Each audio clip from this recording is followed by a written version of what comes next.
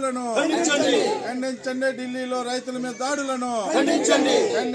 రైతుల మీద దాడులను ఖండించండి. రైతుల మీద దాడులను గిట్టుబాటు ధర చట్టాన్ని చేయాలి. గిట్టుబాటు ధర చట్టాన్ని గిట్టుబాటు ధర చట్టాన్ని గిట్టుబాటు ధర చట్టాన్ని గిట్టుబాటు ధర చట్టాన్ని గిట్టుబాటు ధర చట్టాన్ని గిట్టుబాటు ధర చట్టాన్ని పరిష్కరించాలి. వ్యవసాయ రంగ సమస్యలను పరిష్కరించాలి. వ్యవసాయ రంగ సమస్యలను పరిష్కరించాలి. వ్యవసాయ రంగ సమస్యలను పరిష్కరించాలి. వ్యవసాయ రంగ సమస్యలను పోరాడతాం. వ్యవసాయ రంగ సమస్యలు పరిష్కరించే వరకు పోరాడతాం. రైతాంగ సమస్యలు పరిష్కరించే వరకు పోరాడతాం. రైతాంగ సమస్యలు పరిష్కరించే వరకు ఖండించండి రైతులపై దాడులు. రాష్ట్ర ప్రధాన కార్యదర్శి కర్ణాకుల వీరాంజనేయులు మాట్లాడుతున్నాను.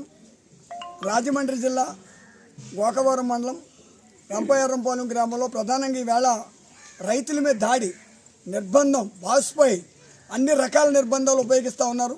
సంవత్సరాల తరబడి మేము పండించే పంటకి ఒక గిట్టుబాటు ధర కావాలి.